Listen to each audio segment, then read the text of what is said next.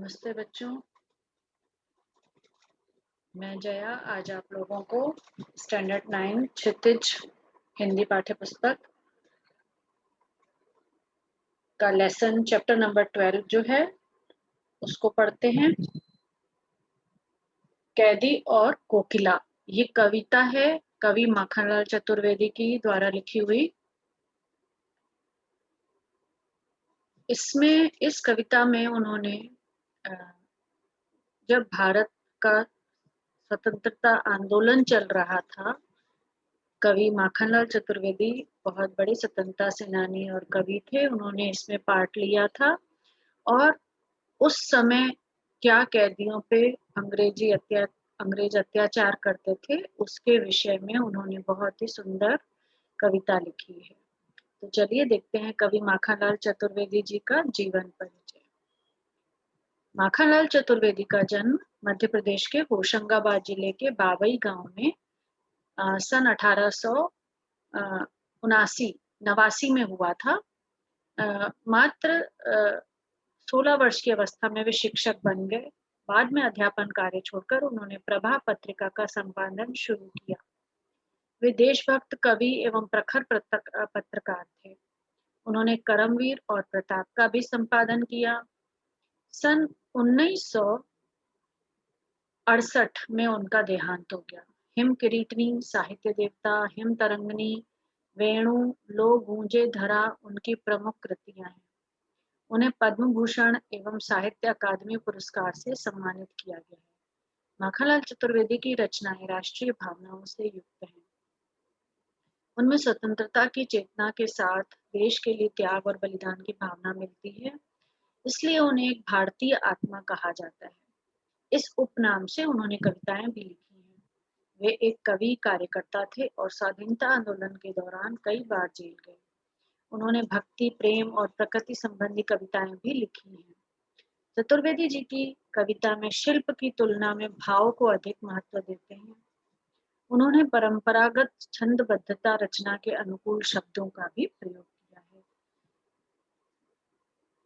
तो आपको एक बात लगी होगी कि 16 वर्ष की अवस्था में वो शिक्षक बन गए। तो पहले क्या होता था, बहुत कम लोग ही पढ़ाई करते थे। तो जो लोग 12th पढ़ लेते थे, वो या जरूरत के अनुसार अपने से छोटे बच्चों को पढ़ाना, या कोई अगर बहुत इंटेलिजेंट है, तो जैसा कि आज भी देखने को मिलता है कि कुछ बच्चों ने बहुत, जो एक्स्ट्रा ऑर्डिनरी बच्चे होते हैं जिनका आईक्यू लेवल बहुत हाई होता है, तो वो बहुत जल्दी जल्दी अपनी पढ़ाई पूरी कर लेते हैं। तो वो बाद में टीचर या प्रोफेसर भी बन जाते हैं। तो इसी तरह इनका भी क्या था, जब 16 वर्ष की अवस्था में ही वो शिक्षक भी बन गए थे। छोटे छोटे स्कूलों में कई बार आप जैसे देखते हैं कि बच्चे घर में ही ट्यूशन वगैरह लेने लगते हैं, तो इसी तरह ही इनका भी जीवन था कुछ। और इस जैसे मैंने बताया कि स्वतंत्रता आंदोलन में भाग लेते थे, कविताएं लिखते थे। तो कई बार जब ये कविता जेल के ऊपर है कि किस तरह जेल में उन्होंने कविता लिखी, जेल के कैदियों के ऊपर क्या सोचते हैं कैदी। और उनकी कविता जो है, आप देखेंगे कई बार आपको लगेगा कि ये तो ऐसा लग रहा है जैसे बातचीत की कोई बात है, लेकिन कहीं कहीं पे आपको तुकबंदी भी मिलती है, छंदबद्धता मिलती है। तो इसका पाठ का पूरा किस संदर्भ में लिखी गई है कविता। ब्रितानी उपनिवेशवाद के शोषण तंत्र का बारीक विश्लेषण करती कैदी और कोकिला कविता बहुत लोकप्रिय रही है। यह कविता भारतीय स्वाधीनता सेनानियों के साथ जेल में किए दुर्व्यवहारों और यातनाओं का मार्मिक साक्ष्य प्रस्तुत करती है। कवि जेल में एकाकी और उदास है। कोकिल से अपने मन का दुख, असंतोष और ब्रितानी शासन के प्रति अपने आक्रोश को व्यक्त करते हुए वह कहता है कि यह समय मधुर गीत गाने का नहीं, बल्कि मुक्ति का गीत सुनाने का है। कवि को लगता है कि कोयल भी पूरे देश को एक कारागार के रूप में देखने लगी है, इसलिए अर्धरात्रि में चीख उठी है। तो देखते हैं, चलिए कविता पढ़ते हैं कि किस तरह कवि को क्या लग रहा है कि कोयल क्यों आधी रात को आई है। उनको उनका कोयल का कूकना जो है वो अच्छा नहीं लगता। उन्हें लगता है कि इस समय किसी को भी खुश होने का अधिकार नहीं है जब तक कि हमारा देश पूरा आजाद नहीं हो जाता। क्या गाती हो क्यों रह जाती हो? कोकिल बोलो तो, क्या लाती हो संदेशा किसका है? कोकिला बोलो तो, ऊंची काली दीवारों के घेरे में, डाकू चोरों बदमाशों के डेरे में, जीने को देते नहीं पेट भर खाना, मरने भी देते नहीं, तड़प रह जाना। जीवन पर अब दिन रात कड़ा पहरा है, शासन है या तम का प्रभाव गहरा है। हिमकर निराश कर चला रात भी काली, इस समय कालिमा मई जगी क्यों आली? क्यों हूक पड़ी वेदना बोझ वाली सी, कोकिल बोलो तो। कवि कह रहे हैं, कोयल को कह रहे हैं, कोकिला बोला जाता है कोयल को। कवि कहते हैं कि क्यों बार बार बीच बीच में चुप रह जाती हो और क्यों गाती हो?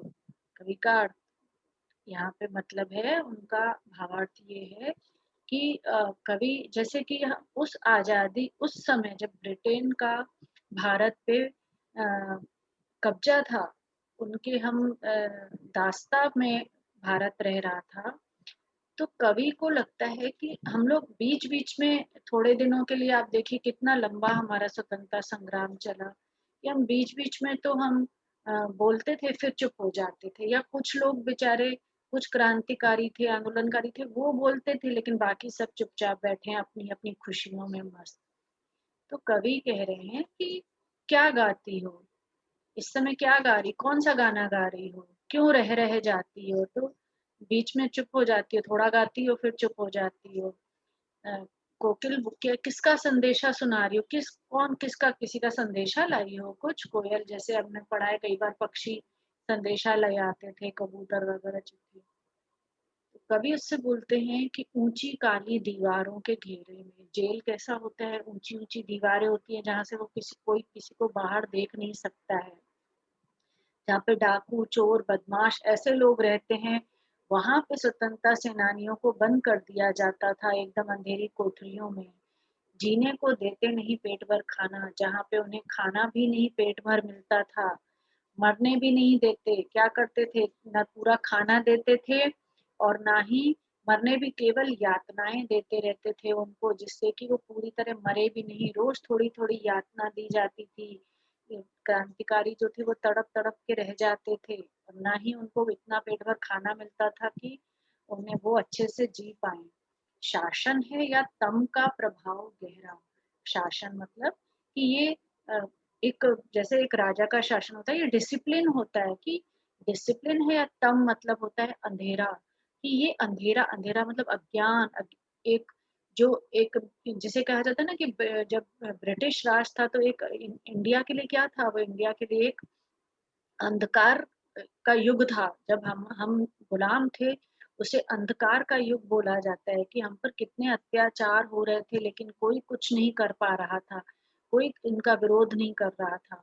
तो कवि कहते हैं कि ये डिसिप्लिन है कि सब चुप हैं, शांत हैं, और इस तरह हमारे ये डिसिप्लिन का, जैसे कवि कहते हैं ना कि देखो डिसिप्लिन के नाम पे किसी को मारा जाता है कि आप ऐसा नहीं करोगे, या तम का प्रभाव गहरा है, या आपके अज्ञान का, या इस अ, जो अपराध, इस तरह की लोगों के पे ऊपर अत्याचार हो रहे हैं, तो जो ये अंधकार है, इसका गहरा प्रभाव पड़ा है क्या?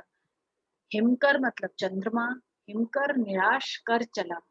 उस दिन अमावस की रात होगी, हो सकता है, या ऐसी जब कभी कभी चंद्रमा नहीं दिखाई देता है रातों को, तो कवि कह रहे हैं हिमकर भी निराश। आज तो वैसे तो चंद्रमा होता है तो थोड़ा बहुत कुछ दिखाई देता है, आज तो इतनी काली रात है कि वो भी चंद्रमा भी निराश होकर चला है।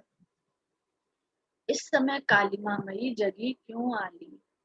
कह रहे हैं इस समय आप, कोयल कितनी काली होती है, तो कहते हैं इस काली रात में तुम क्यों जगी हुई हो और क्यों आई हो यहाँ पे? क्यों हूक पड़ी है ना? कोयल की हूक मतलब कौन सा दर्द है तुम्हारे अंदर जिसके लिए तुम चीख रही हो, तुम गा रही हो? वेदना बोझ वाली सी। कभी कहते हैं कि ऐसा लग रहा है कि तुम्हारे अंदर कोई बहुत वेदना छुपी हुई है, इसलिए तुम गा रही हो। तुम्हारी जो हूक है वो वेदना में वाली है, ऐसा लग रहा है दिल पे कोई बोझ है आपके, है ना? तो कोकिला बोलो तो क्या लूटा, मृदुल वैभव की रखवाली सी, कोकिला बोलो तो। कवि कहते हैं क्या तुमने भी कुछ लूटा है क्या जो जेल आई हो। और कवि कहते हैं कि मृदुल वैभव की रखवाली सी, कोकिला बोलो तो क्या हुई बावली, अर्धरात्रि को चीखी कोकिला बोलो तो। कह रहे हैं ऐसा लग रहा है जैसे कोयल जो है वो हमारे पुराने समय, जो हमारा भारत को स्वर्ण क्या बोला जाता था, सोने की चिड़िया बोला जाता था। तो कवि कहते हैं कि ऐसा लग रहा है कि तुम जो सोने की चिड़िया बोला जाता था भारत को, जो हमारा इतना प्रसिद्ध वैभवशाली हमारा इतिहास रहा है, क्या तुम उसकी रखवाली करती रहती हो, उसी उसको वो इसलिए गाती हो, या पागल हो गई हो, बावली हो गई हो क्या। बावली होना मतलब मैड हो जाना, पागल हो जाना। तो कवि कहते हैं क्या तुम बावली हो गई हो जो आधी रात को चिल्ला रही हो, चीख रही हो, है ना। कवि अब उसको गा नहीं रहे, बोल रहे, कवि कह रहे हैं तुम्हारी हूँ कैसे चिल्लाने के जैसे लग रही है। किस दावानल की ज्वालाएं हैं दिखी, दावानल मतलब जंगल की आग। तो कभी जब जंगल में आग लगती है तो जानवर चीखने लगते हैं ना, तब वो रात या सुबह नहीं देखते। तो कवि बोलते हैं कि क्या कहीं तुम्हें किसी जंगल में आग लगी दिखाई दे रही है क्या, जो तुम चिल्ला रही हो, जो चीख रही हो। क्या देख न सकती जंजीरों का गहना, हथकड़ियां क्यों यह ब्रिटिश राज का गहना। कवि कह रहे हैं कि देखो हम लोगों के क्या, हम लोग कैसे बचाने आएंगे अगर कहीं आग लगी हुई है। तो ये देख नहीं रही हो कि हमारे ऊपर कैसे जंजीरें पड़ी हुई हैं। तो क्रांतिकारी क्या बोलते थे, क्रांतिकारी इतने जिंदा दिल होते थे, वो बोलते थे कि देखो ये ब्रिटिश राज ने हमको गहने पहनाए हैं, जैसे औरतें सोने की चेन और हाथों पैरों में पायल पहनती हैं, चूड़ियां पहनती हैं। तो क्रांतिकारी कैसे बोलते थे कि हमें ये ब्रिटिश राज जो है हमें ये गहने पहनाती है, लोहे की हथकड़ियां पहना के।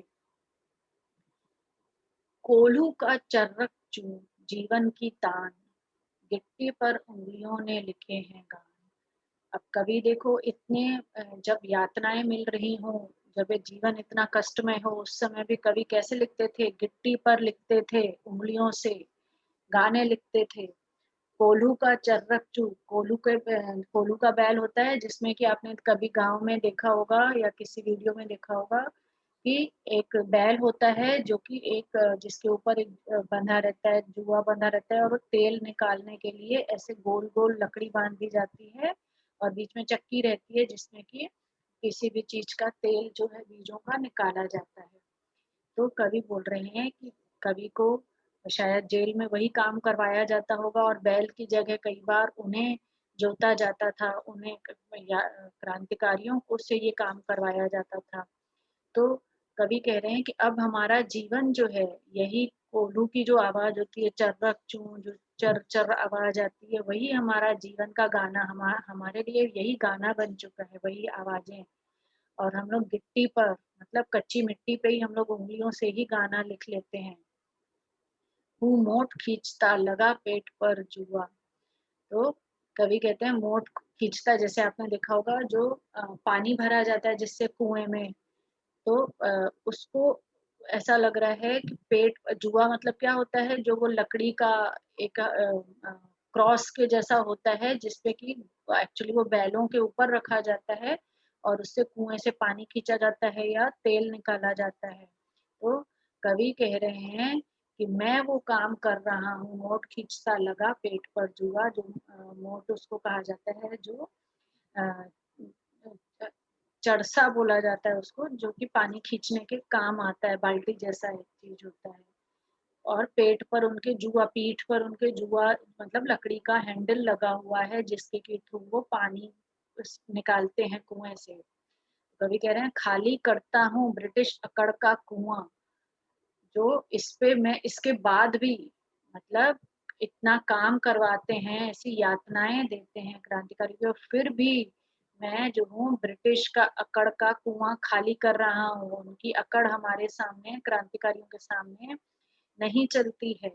या इसका अर्थ ये भी हो सकता है कि देखो वो ब्रिटिश जो थे वो इतने अकड़ वाले, इतने इगोइस्टिक थे कि वो इतनी यातनाएं देते थे। तो कवि कह रहे हैं कि उनकी सारी यातनाएं, सारा ईगो हम लोगों पे, गुस्सा जो है उनका, उनका एटीट्यूड जो है कि भारतीयों को तंग करो या क्रांतिकारियों को जो हमारे खिलाफ आवाज उठाए उनको अ, परेशान करो, तो उनको खाली हो रहे हैं वो, मैं उनका कुआँ अकड़ का कुआँ खाली कर रहा हूँ, अर्थात उनके ऊपर बहुत यातनाएँ दी जा रही हैं उन्हें।